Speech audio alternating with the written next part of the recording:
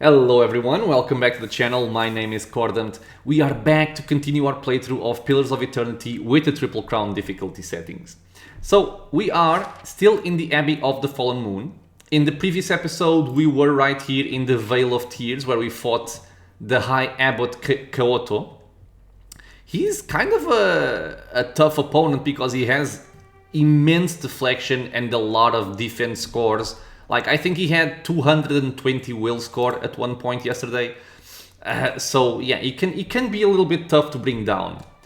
In any case, we killed him, we killed his friends. We saved all of the low tide brothers, the gift bearers. We let them escape. Probably not the best choice, but I'm still benevolent. I don't want to let innocent people just die down there, so I freed them. And now we get to explore this higher section, which I believe is called the reliquary. So let's see what we have. We have a door over here.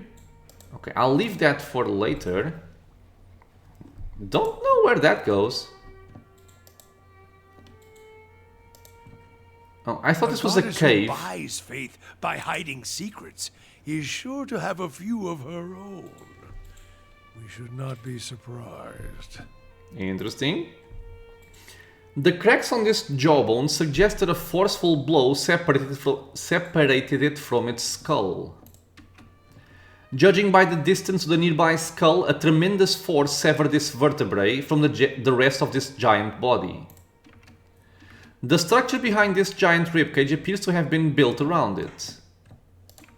Okay, so this is a giant skeleton and they built the Abbey around it. Okay. The strange crystal formations of this rock, intact even after their collision against the thick bones of this giant skull, seem to radiate with a warmth of their own. Oh yeah, because this, like, meteorite fell on top of the giant and killed him, I think. Another sapphire. Man, there's a lot of sapphires here. There's another staircase. And there's a way up. Okay, so 3 different pathways to explore. Lodged between rows of crystalline rock, a large fragment of metal protrudes. It looks as though it might be possible to pry it loose. Okay, let's pull out the metal fragment. Ooh. At your touch, the splinter of metal begins to glow orange. Heat surges up your hands and arms and envelops you with such intensity you feel as though you are melting down. The heat spreads to the world around you, turns it orange and then yellow and then white. The ground, the sky, everything around you drips in molten globs and begins to take shape beneath you as if in an invisible mold. You and the shard are the last things to melt and fall, and your addition to the molten pool completes the shape of an immense hammer. The metal cools as quickly as it had heated. The handle is gripped now by 2 great leathery hands, and the hammer is cocked back over a shoulder as broad and mottled as a hilltop. I'm guessing this is Abydon? The wielder whirls around and heaves the hammer, and you are flying upward for what seems like ages into the airless blackness above. As you spin, you catch glimpses of a large rock enough to be a moon. It is close, far too close to the world. The force of the impact shatters hammer and stone alike. The stone is redirected outward, but a section of the front face is cleaved off and begins to fall, splintering apart at the cracks.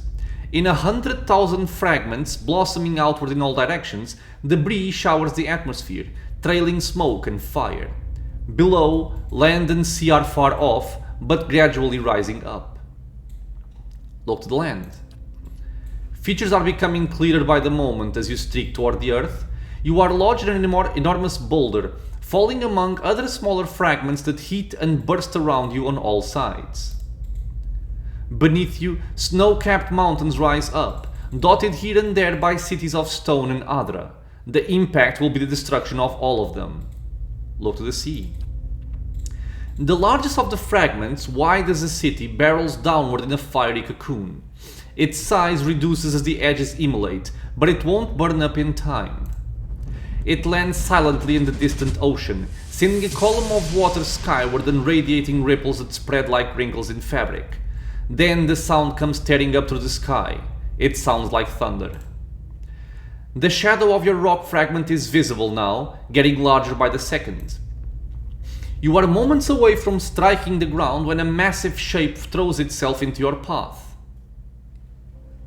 The last thing you hear sounds like another rumbling impact, but that isn't what it is. It's a chuckle, relieved, breathless. You hear two words: made it. Everything goes dark. You open your eyes. The metal hammer fragment has come free, and you now hold it in your hands. It is warm to the touch. Ooh. The air around you is suddenly turbulent, spiteful. A cold, damp wind whips your face. Salt crystals collect in your nostrils and the creases of your eyes. The floor below you becomes blue-gray and glassy, churning and rolling. And when you fall, you crash through water. Violent waves hurl and spin you. Something slithers around your ankles, seizes you with incredible strength, drags you down into silty depths. When the pulling stops, you are hovering at the center of an endless blue abyss. You can see neither surface nor floor. You seem to be facing downward, but there is no way to be sure. A voice sounds from everywhere at once, and the immense pressure wave of each utterance sends you reeling. Deceitful wretch! Grave robber! You who dig for that which you did not bury, speak! Explain yourself and be judged. Okay, I did not remember this. We're talking to Ondra.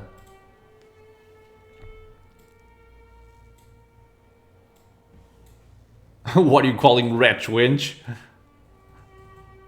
I don't like this option. This just seems so silly to be here. I really think they changed the writing team from the original campaign into the White March, especially part 2. This just shouldn't be here. I seek a means of defeating an army that threatens my lands. You seek what is mine, what was rightfully lost. I like her voice. The outburst propels you, sending you end over end. Your actions speak for themselves. The battery opened, the forge ignited. You set free souls that hid from me, that stole from me and evaded my judgment. The dwarves sealed their own fate. The forge was meant to be forgotten. And now, here you are again, denying peace to the buried. The turbulence around you calms. Silt settles like a slow exhalation, and the vast dark seascape beyond the murk fades in. Rays of light trickle down from far above onto green-gold columns of kelp that rise from the depths and sway back and forth in the current. Fish and mollusks patrol them in groups of hundreds and thousands. The nearest pass you with watchful eyes. Huh.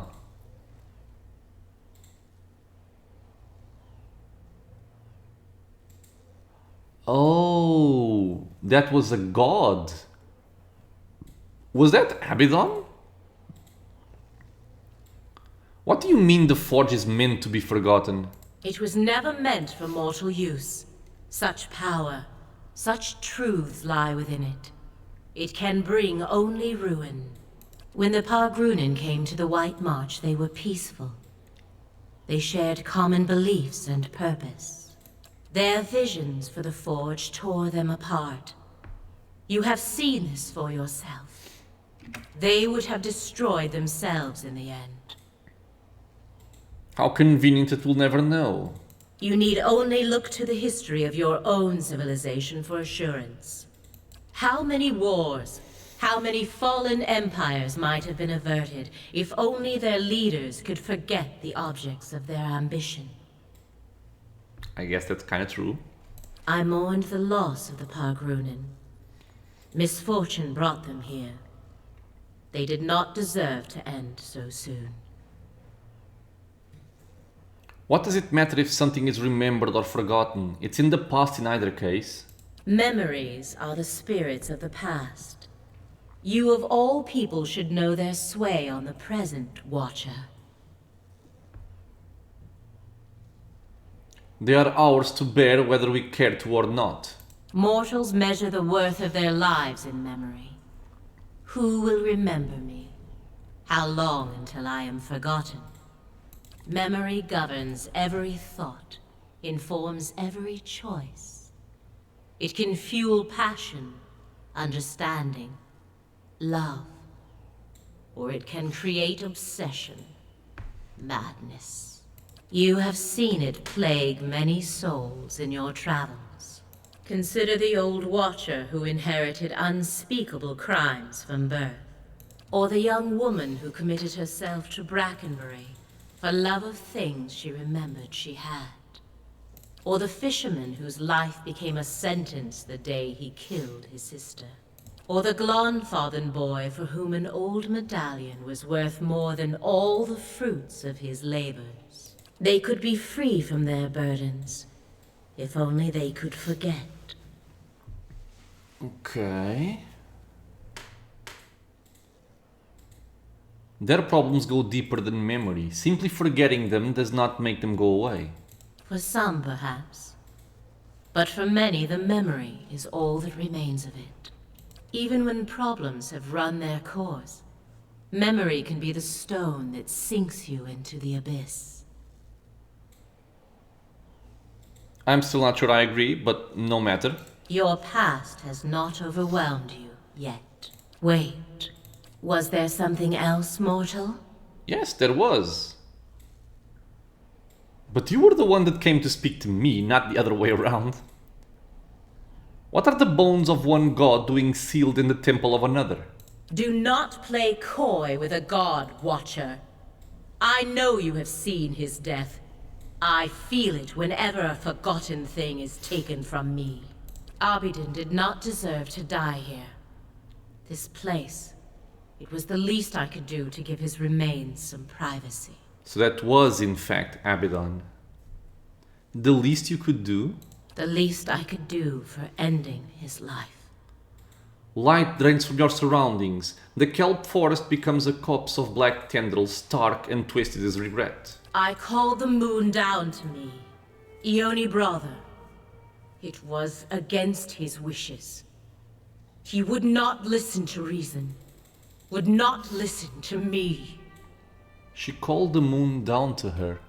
In his madness, he splintered the moon. But it was not enough. The greatest of the fragments still fell toward that which he would protect. In the end, he took position where it would fall, and absorbed the impact himself. Okay, but what? She was trying to kill the planet? And Abydon protected it? You make it sound as though you were the sane one, that's true. I thought Belaf and Kolda were the moons.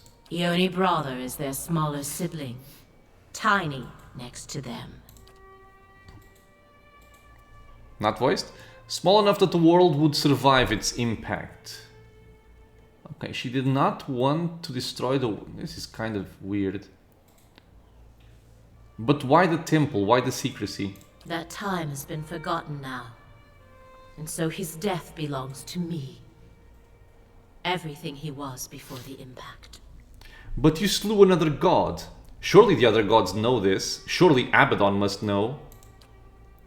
Current surges through the kelp bed, pushing each plant sideways like saplings in a hurricane, and propelling you backward amidst a torrent of wayward fish. No! He cannot know! He must never know! So he doesn't know it was her. Understand, he was not always as he is now.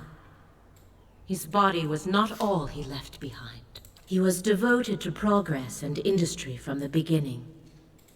But so too was he devoted to preservation. In those times, he would let nothing go. Nothing could be forgotten. His will was iron long before his body. Huh. Preservation. So that's why he went so far to oppose you. We agreed long ago, all of us, not to alter the course of Kith's civilization. Not directly. Not unless there were no other choice. But in this matter, there was no other choice. He understood that as well as anyone. It was for duty that he opposed it. I would have stopped it if I could, but by then it was too late. What was it he was trying to preserve? Time has finished much of what I started. I cannot tell you that, mortal, for fear of undoing all its costly work. Okay, so wait. Abydon was trying to preserve something. She did not want it like that. She did not want it. And as such, she killed him. But she will not say what he was trying to preserve. Because it might undo all its costly work. Interesting. You make it sound as though you were the sane one. The other gods knew what had to be done, but they lacked the will to go through with it. Even gods have their attachments. To erase all knowledge of such a grand thing required unthinkable devastation. The Eastern Reach, Deadfire. Mine was the only solution. When I called down Ione Brother, they remained silent. Even Abydon. He knew it was for the best. I doubt it. But he tried to stop it all the same. Perhaps deep down I knew he would. I should have expected it. I could have stopped it. She sounds like she wanted to stop it. I want to ask you about something else. You may ask. Why did you pull down Ione Brother? The great conundrum of a god is how close to become with your subjects. Too far and they lose hope. Too close and your own judgment fails. Civilizations are meant to ebb and flow. Allow them to persist for too long in power or knowledge, and you invite catastrophe. So that's why. There was a time when we let our sympathies get the better of us. When memories were allowed to persist that should have been washed away. The other gods could not be moved to act. I did what had to be done without them. You were too close to a civilization? Which do you speak of? I speak of what is forgotten. I failed that day, but my purpose was achieved in the end. I will not dredge up the memory to satisfy idle curiosity. The army that destroyed the dwarves, the Eyeless, are they yours? What the world casts aside, I take into my care. A thing may be forgotten, but it is never alone as long as I am here. They were lost children, abandoned. Fixed on a purpose that no longer had meaning. It looks like they were built by Abydon, but then they were forgotten and she took control of them. I took them in, gave them new purpose. I did not create them, but yes, they are mine. Exactly, they are Abydon's. I saw them forged. They were his once, I won't deny it. He created them as assistants to carry out his work on Eora. But he has long been the overseer of progress in the world. Leaving things behind has always been his way. I allow him to leave his past in my care, so that it does not hold him back. You and Abydon have a unique connection then. I suppose we do.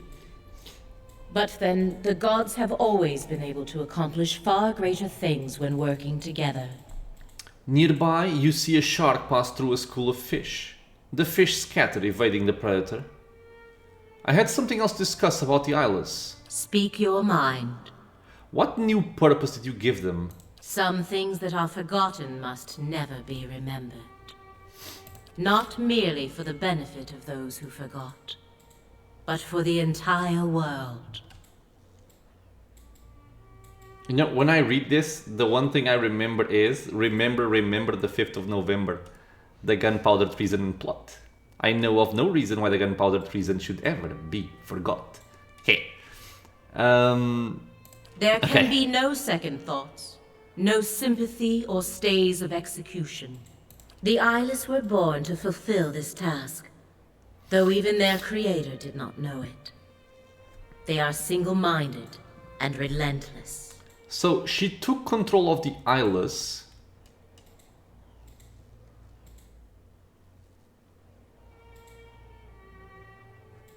To destroy, pretty much. You mean they kill those who remember what you want forgotten? They do not flinch when called upon to do what is necessary. Kith owe them a great debt for the troubles they have hidden away. You haven't given me the old truth about the Eyeless, have you? Careful what you accuse a god of, mortal. I do what I want, bitch. The water around you is suddenly icy. You can feel it sap the heat from your veins. Abydon didn't abandon those creatures. You made him forget them. Otherwise, he might remember how he died. And what if I did, mortal? It does him no harm to forget. On the contrary, it lifts a burden. If Abydon remembered, it would threaten the harmony between the gods. It was not so long ago that conflict between us led to disaster in your world, and the death of one of our number. Wide one, right?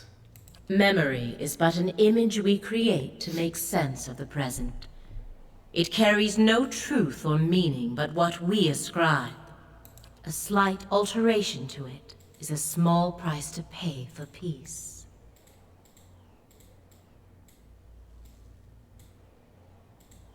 It's wrong to deceive him. I expected better from a god.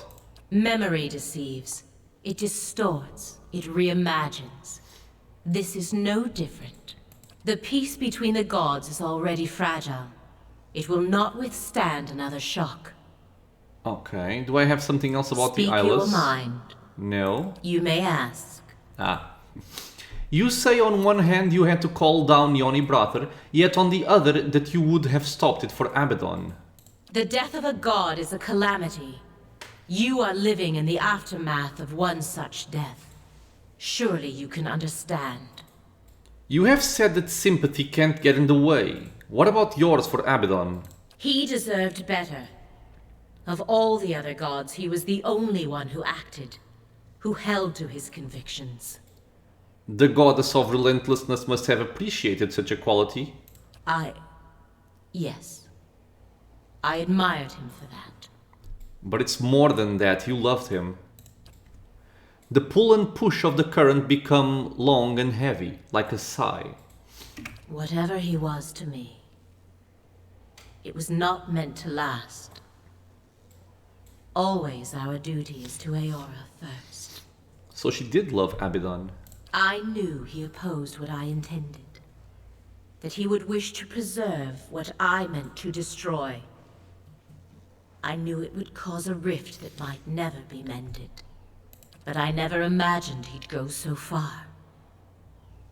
I never imagined it would mean I would never know him, as I once did. If he doesn't remember dying, why not begin again with him? Because it might cause him to remember. No, mortal. Better that we should exist as we are now. What happened once must never happen again. Bad enough that I am cursed to remember it. You may ask. I need to call off the Eyeless. On the contrary, mortal, their work must continue. Far too much was uncovered while they lay dormant. They draw attention to the very thing you wish hidden. In my dreams I have seen them swarming over the Deerwood. Those who know too much of the White Forge will be washed clean from Eora. And then the Eyeless shall rest once more. This isn't some lone tribe of dwarves. The Forge sees visitors from all over now. The Eyeless will tear the Deerwood apart. It will never be forgotten. The sea life around you stirs back and forth, agitated, restless. Even if it is as you say, there is nothing that can be done. The Eyeless do not think for themselves. They have only the purpose that is given to them. They do not stop until the purpose is fulfilled. Then change their purpose. They will not change course now, for me or anyone. I am sorry.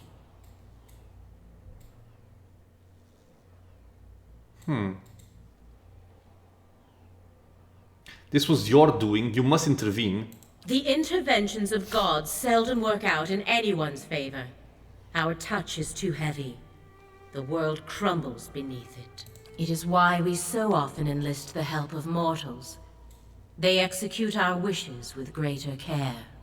I have done far too much already. Kaboto said they could be called off. Only if those they pursue are no longer a threat. The raid Sarens were stopped before they could take the White Forge. In your case, Watcher, you are well beyond that now. And if what you say is true, then the Deerwood is as well. If you won't stop them, then I will. Your determination is commendable.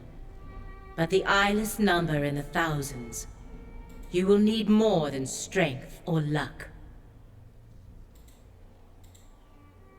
Jesus. The help of a god would be most welcome. I will give you what aid I can. I bade the Eyeless to remain hidden when at rest. So wait, she is helping me destroy her own army. Am I misinterpreting this, or does this not make a lot of sense? They are gathered in the hollow of a great rock, splintered from Ione Brother. It lies in a flooded crater known as Kairon's Scar. Know too that they were built to answer the call of their master's hammer. When they hear it strike, they come to its aid. If you were to take that piece of his hammer from here and reshape it in Abydon's forge into a likeness of the original, you might be able to call them to you. But destroying them would be another matter. I know of one way, but only from the center of the Lion's Den. Only with their master's hammer in your service. I know of one way, but only from the center of the Lion's Den, only with their master's hammer in yours. Okay. If you can do all this, if you can reshape what remains of Abydon's hammer and bring it inside their lair, I can instruct you there on what you would need to do. I will do what I can, but what? This doesn't make sense. Why is she helping me? Their work must continue. Far too much was uncovered. She contradicts herself. What? Or was she just kind of like conforming to the fact that she could do nothing about it? This is just me rationalizing it for myself, I guess, but I don't think it makes a lot of sense. She begins adamant that she must do her job, that they must complete their work, and now she wants me to destroy them. Or maybe she's trying to deceive me. I will do what I can. And I will see you through when the time comes. I will remake the hammer in the White Forge and stop the Eyeless. If you do not, be assured, they will come for you as they did for the Pargrunen. An uneasy turbulence disturbs the calm like an unwelcome thought. Careful as you approach the lake. When I claimed the Eyeless, I made sure they would not be discovered while they slept. Many of my most devoted followers stand watch there. They will not allow you near. And there is something far worse. Something more fearsome and dangerous than any Eyeless. Let us hope you do not attract its attention. What is it? In place of an answer, a sudden surge in the current from beneath sends you hurtling upward. The surface above you approaches fast, shifting and glimmering like quicksilver. You emerge soaking wet on the stone floor of the reliquary, gasping for breath as if you'd been holding it for hours. Okay. So, let me just wait for these to show up. Lavender and lye added. The quest expires in 3 days. Okay. Huh. So we got a piece of Abydon's hammer. I still haven't leveled up Steadfast. This piece of metal resembles steel, but its surface gleams with an otherworldly sheen. Alright. I have a new quest here, but let me just first look at my own quest log.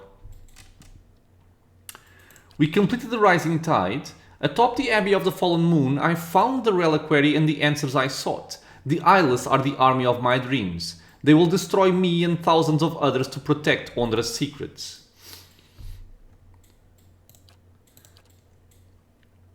Letter of the Eyeless.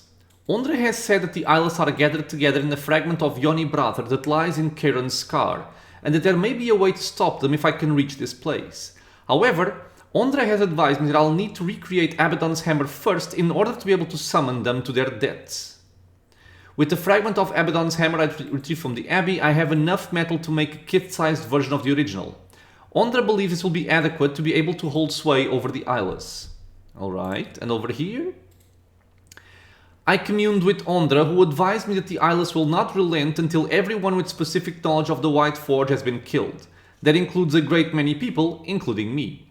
She believes that if I were to reforge the hammer of their creator, Abydon, from a piece of the original tool, that it could be used to destroy them. The White Forge will enable me to shape the fragment into a likeness of the original. Okay. Okay. And this one. Lavender Lie. On a remote island in the Deathfire Archipelago, the famed apothecary Tama Watua creates potions and unguents that are renowned from Nasitak to the southern edges of the Eastern Reach. He boasts that the secret to his success is his location within the archipelago, from which he has access not only to a huge array of native creatures and plants, but also to merchants traveling from all the settled parts of the world. Lately, Tama's home and laboratory have come under attack by pirates, forcing him to flee from island to island almost every day. The apothecary's clients and Tama's many children have pled with the pirates to stop their pursuit. Receiving no sympathy from the pirates and no help from the mainland rulers of Abbot, they have turned to mercenaries in the Eastern Reach for help. Okay, we can just assign Palagina.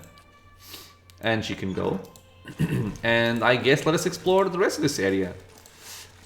So, not to waste time in loading screens, I am gonna check... Well, I was gonna try to check what these exits were, but I apparently cannot. The Halls of Presence. I don't think I've ever been at the Halls of Presence. So let's check those out.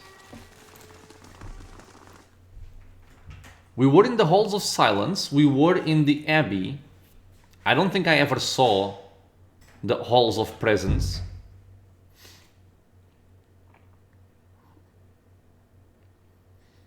Some very interesting things being said here, but I still don't understand this. Oh, okay, so now I can get back here and I can use this. Alright. I still don't really understand or agree with this contradiction from Ondra. It really makes no sense to me. Unless she's like... She's bitter and she wants to protect her secrets, but then as we talk to her, she realizes that she loves Abydon and she actually doesn't want to kill everyone. I don't know, it doesn't make sense to me. It just does not make sense to me. Maybe I'm dumb. If I'm being dumb, guys, please leave a comment below. Explain to me what the hell just happened. And what is the reason for Ondra to be so... You know, so contradictory with herself. So this takes me down. The only other place I have to explore is the stairs up. I'm still kind of baffled at this. The story in this game is absolutely excellent. There's a lot of lore. There's a lot of very cool things, a lot of very interesting things to know about the game, the religions, the gods, the people. But at the same time, I don't know. Some things just get a little bit confusing. The path ahead leads to the outskirts of the Abbey. What would you like to do?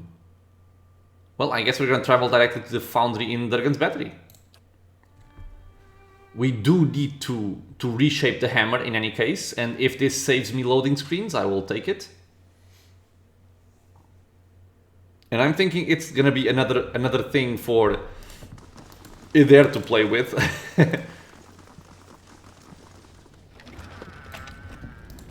Okay, so let me see here. I love the image, as always.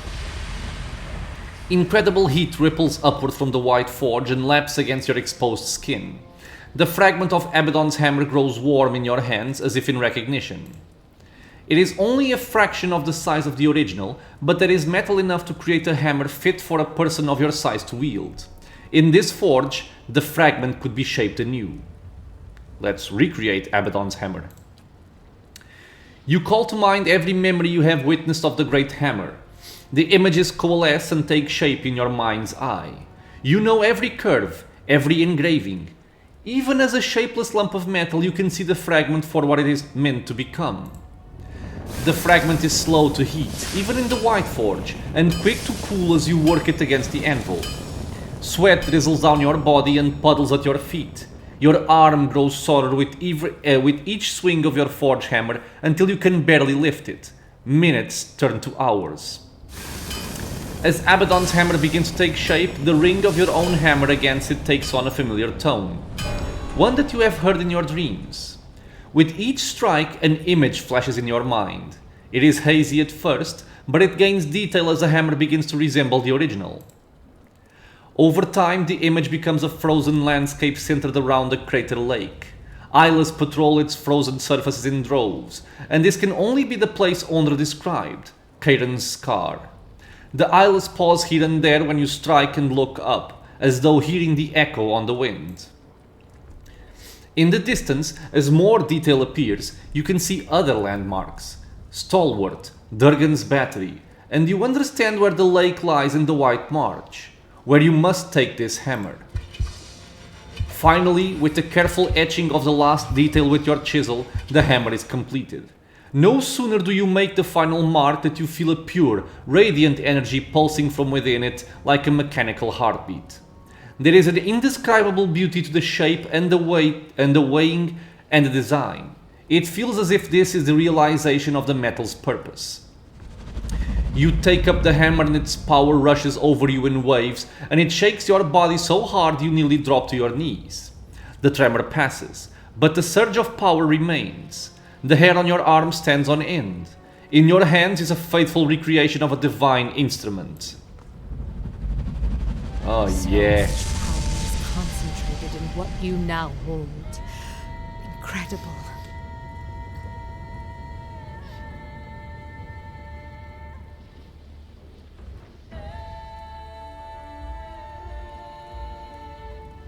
We have a weapon of the gods. I love it. I've heard enough. This is Darien, and he has some ogres with him.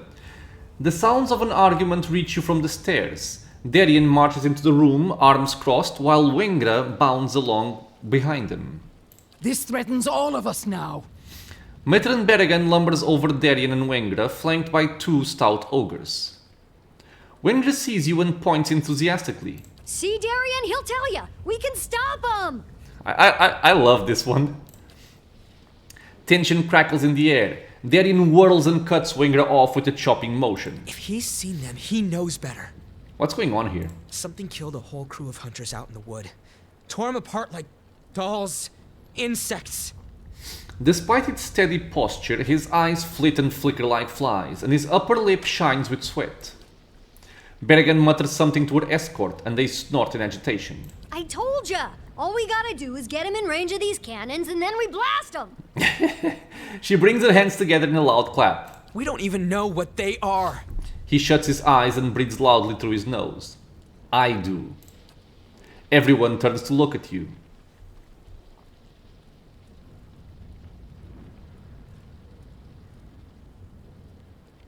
They're known as the Eyeless. The destruction my dreams warned me of. Berrigan's gaze is distant with horror. Suddenly, she rounds on Wingra and Darien. And your greed and recklessness have brought them on us all!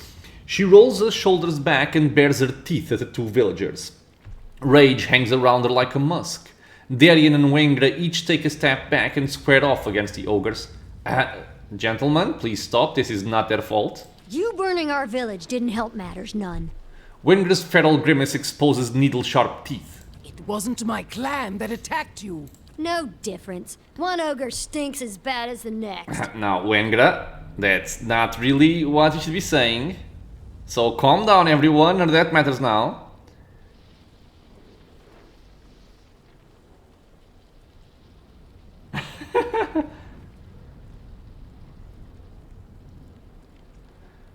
Calm down, everyone. None of that matters now. Darien and Winger grumble, shifting on their feet and glaring sullenly. After a pause, Berrigan looks back at you. I came to offer my clan's help. Nice, good woman, that's the way you do it. The others gawk at her. The White March has been our home for centuries. We'll defend it alongside you. The ogres flanking her grunt their assent. See, she was the bigger person here. She is actually the bigger person here. Your aid will be welcome. She presents an ancient banded horn in both of her calloused hands, holding it out to you. Sound it anywhere in the White March, and 3 of my best warriors will be at your side. Oh, Your battles become ours. this is nice to have. I'm guessing it's a summon. I mean, it's gotta be a summon. What about you two? What's your plan for dealing with them exactly? The Eyeless are hidden at Karen's scar. I'll face them there.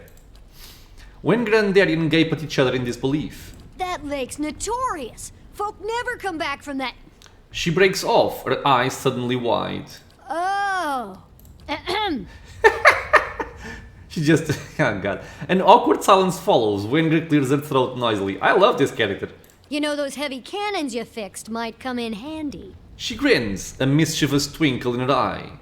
Darien starts to groan and she holds up both hands. Hear me out. Karen's scar should be just in range for those guns. You just point out your target and I'll do the rest. Oh, that could be cool. If those things are on the move, we don't have much time.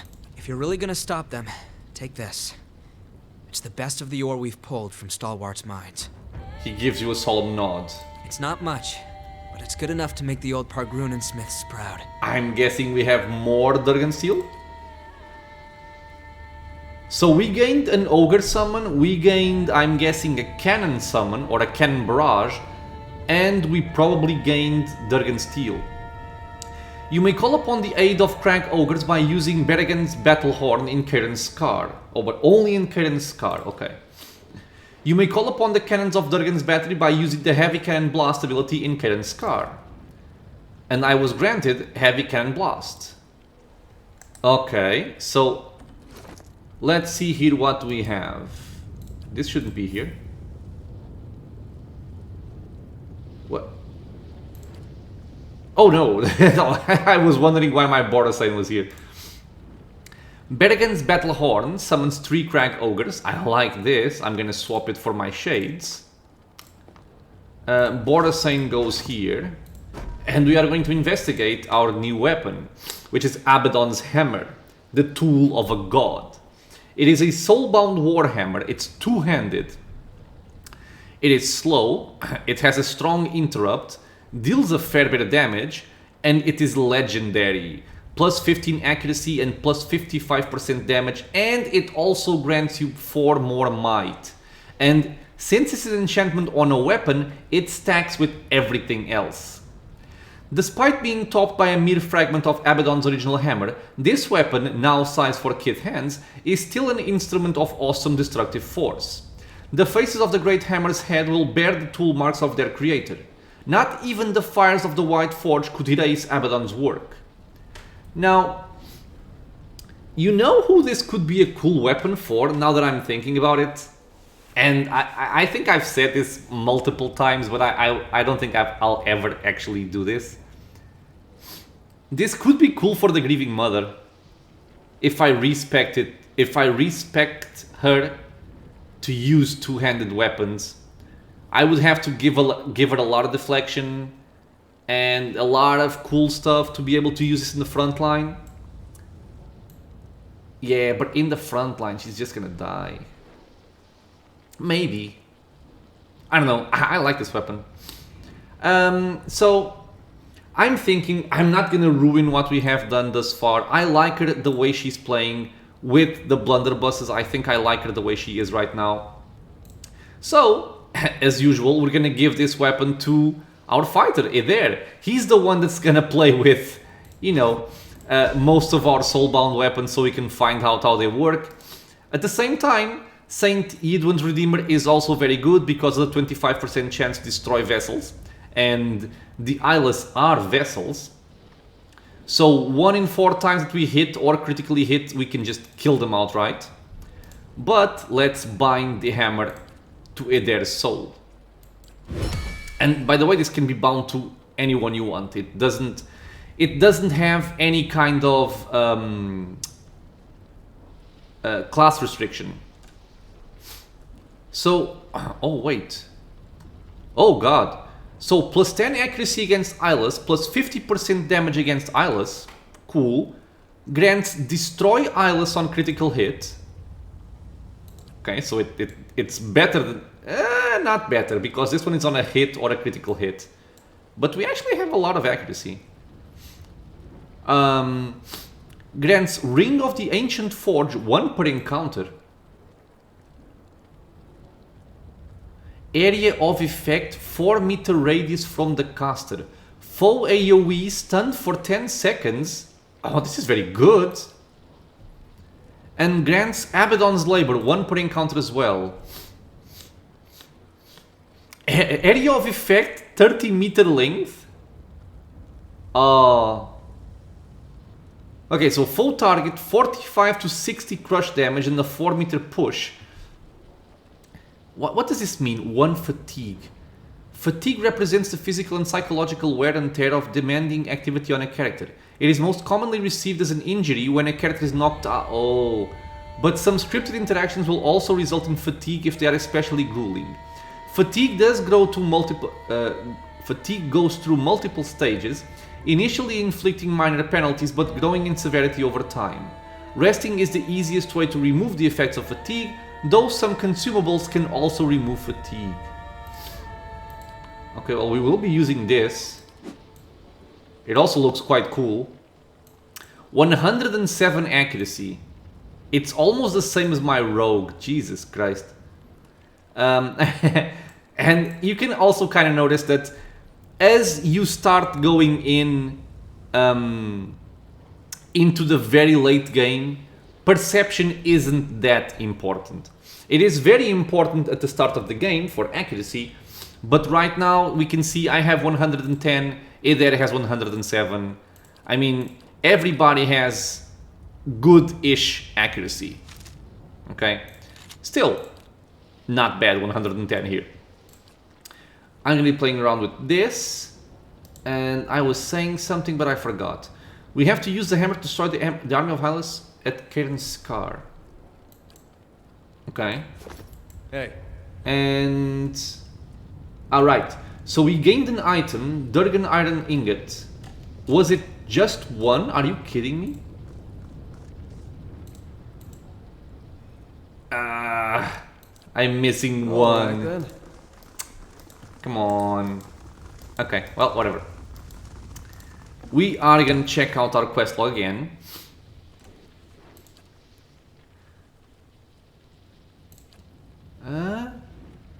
A large fragment of Yoni Brother lies in Cairn's Scar. It is there I must go to destroy them. Okay. Travel directly to Cairn's Scar. Okay. Or wait. What? Yes? Okay, I still have the resting bonus, but I don't have my spell, so I'm gonna go to the Great Hall.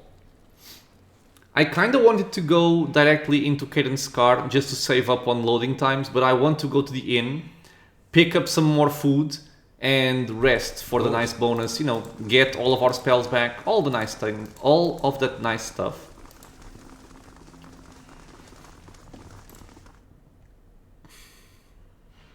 And I'm assuming that I can access Cairn's Scar via the world map. Otherwise, I'll have to come back to the White Forge and then just, you know, travel directly there. I still want to go there in this episode. I just will not be clearing out the entire area, naturally. But what do we know thus far? We know there's going to be an army of Eyeless in the area. And we also know that there is something far more dangerous than any Eyeless somewhere around that particular area. I don't know What it is, I don't know what it is. Yeah, we do have Karen's card here. Okay, good. I mean, I actually do know what it is, but I'm not going to spoil it in case anybody hasn't seen it yet. But it is fun. It is fun. Okay.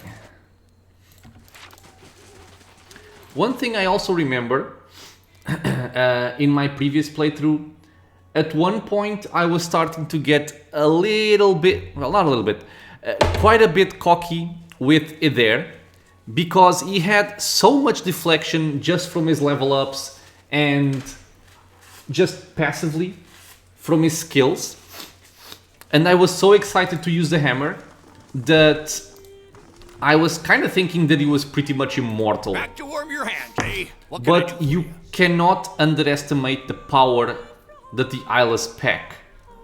They can do a lot of damage quickly. So you cannot just, you know, assume that everything's gonna go well. Okay, we're gonna pick this up. I'm gonna buy some of these potions because why not?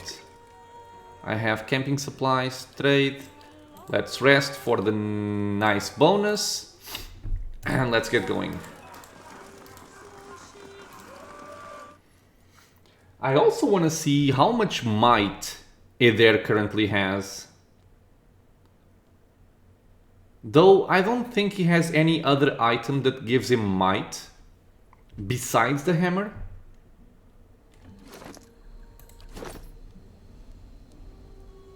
Yep, he does not. And still, he's at 22 might. I could give him a might item. Like, for example, the might belt, which is around here somewhere, over here, yeah. But I think we don't need it.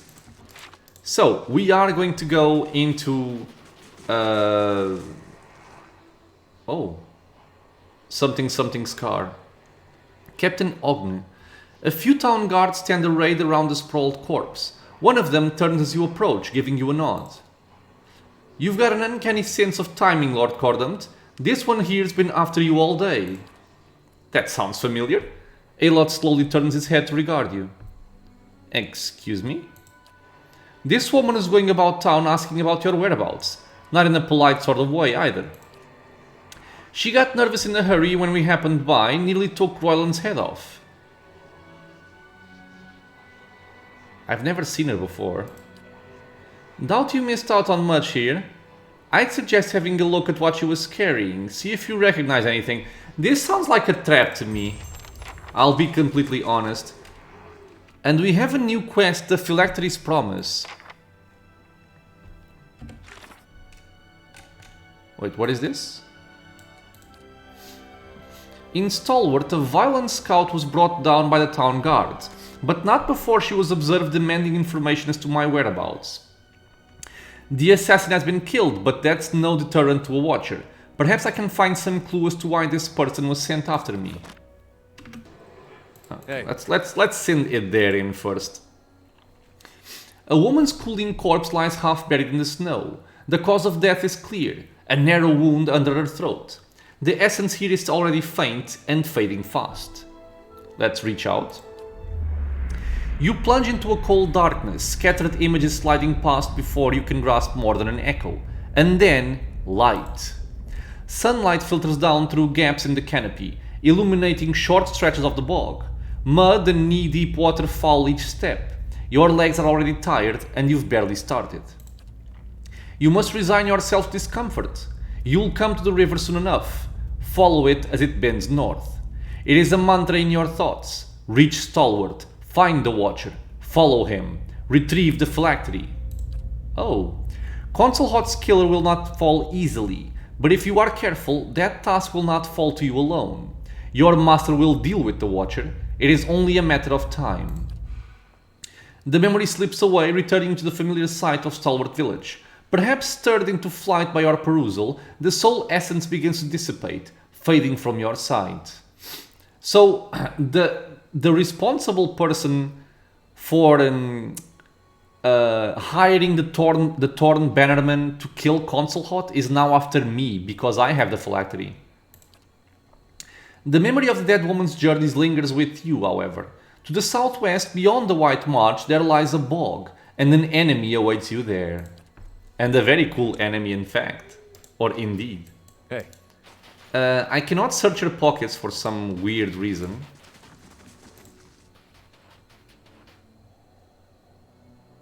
Okay.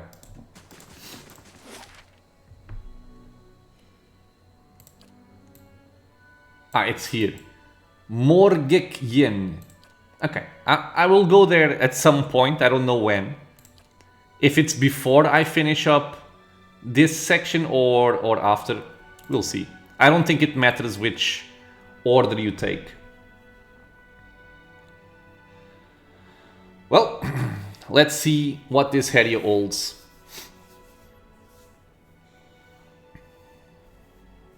Cadence Scar is the name, correct? Cadence Scar, yes. Oh, cutscene already? Okay. Here we have the Eyeless. I also saw some fish people. They stir below. Terrible, tireless servants. Okay. My thoughts will be as silent as my feet. Let me see if I can find one to hit him with my hammer. There's a soul. My piggy companion, always with me. Okay, this is quite a few of them. Let me swap back to my normal weapon here. And let's kill some fish people. Come at me, bitches. Okay. Let's sap you. You shoot him. You buff us up. You buff up. I have a feeling this guy is coming alone for some reason. Let me pull the rest of them. Okay, thank you. Hey, come here, come here, come here, come here, come here. Okay. And let's fight. So, I am going to go for a chill fog in this region here. And when they get closer, I'm gonna go for a paralyzation. You can go shoot. I'm just finishing off that Lagufeth. Can I sap? Oh. It's per rest. And per rest. Okay. But if I want to, I can use it.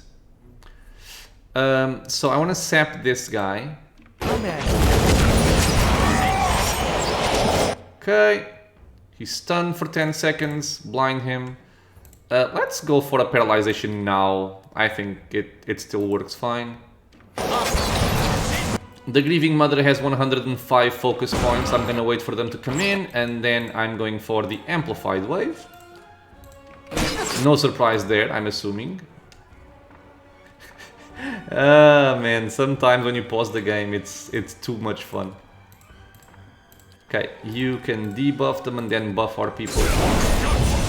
She can keep shooting this guy. Or this guy. I'm kind of getting hit by the chill fog, so let's back up. Not you guys, stop it. I just want my backline here. Christine. So much for you. Yum, yum, yum, yum, I yum, wish yum. you no harm. There you go. My rogue doing what he does best. Ooh, an iron circle. We lose some attack speed, but we gain 4 constitution and plus 15% armor damage reduction in endurance below 26%. Okay. Clearly a tank item. Tank item could also be good for a barbarian. 3 brothers and 2 sisters from a mining village in Red Ceres were summoned to the front lines of White One's march to the Deerwood. While they were eager to heed their saint's call, they didn't want to abandon their elderly parents, so they had 5 rings made from the iron of the town mine, each designed to protect the wearer in battle. They wagered that with the rings, at least one of them would survive to care for their parents. 4 such rings were found in the battlefield wreckage after the Godhammer detonated. Okay, I will take this. It could be useful for Kana. Well, not actually, because... yeah, it's actually not useful for any of them. Okay, it's a cool ring, I'll keep it here, but I don't think anybody's gonna use it. Wait, what did I... oh. I'm gonna guess that that guy is alone. Did you kill somebody? Still no kills. Hey. Let's just take care of this here. Hammer! Go! Oh, there's more than one. Badly injured. Let me see. This is 1 per encounter. This one gives me fatigue. This one does not give me fatigue. 4.48 meters from the caster. So slam that hammer into the ground.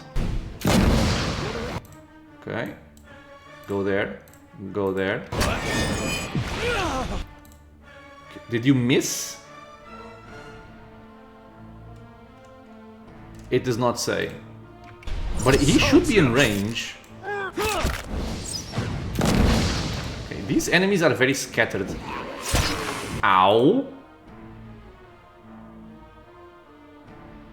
This son of a bitch. Okay, dude. Oh, what? Oh, I'm confused. Come on, friend. Come on. Thank you. So much. Done. Okay. So, oh, okay. I lost track of time. Let me just do this and read the soul. And then we can go. Or we can finish, I mean. Hey. Whoever this was, he's been long dead. What remains of the flesh is blackened and frozen solid. Touch the corpse. This crater worries you and your 3 companions. It feels wrong, tainted, but the lure of riches is stronger. That giant rock in the center of the lake might contain gold, gems, more. It took a week of back-breaking labor, but the boat is finished. It might not be entirely watertight, but it'll be enough to get you across the lake and back. You set off from shore, the icy wind filling the sail.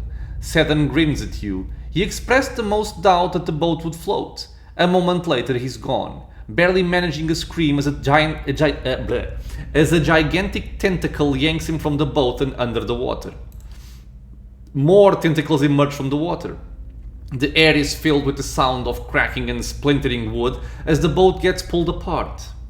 You dive into the water without a second thought and begin swimming madly for shore, hoping your friends are doing the same. Your heavy furs weigh you down, but by some miracle you make it to the land. You hear a burbling sound and look up to see one of the fish people, a Lagufeth, standing over you, its spear raised.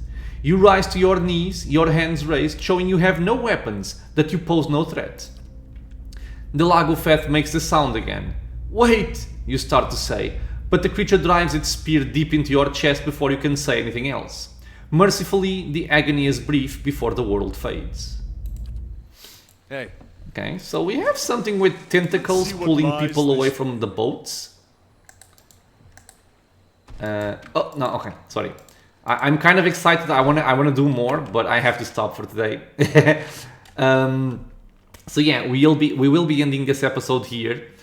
We have a very interesting area to explore in the next one, which is Karen's Scar, and then we also have the Yoni Brother fragment, a fragment of the moon that Ondra called down, which also holds very interesting enemies and challenges.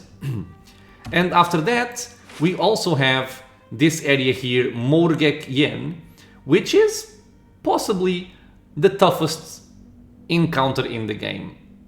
But we will explore it in due time. For now, we're gonna finish this one up. My friends, as always, thank you so much for being here with me in the channel, watching some Pillars of Eternity. I hope you guys are liking all of what we are doing. If you have any questions or suggestions, leave a comment below. If you are enjoying the content, consider subscribing for more. There are videos coming out every single day, and it's also a free and easy way to support the channel. I hope to see you all in the next episode, and until then, stay safe everyone.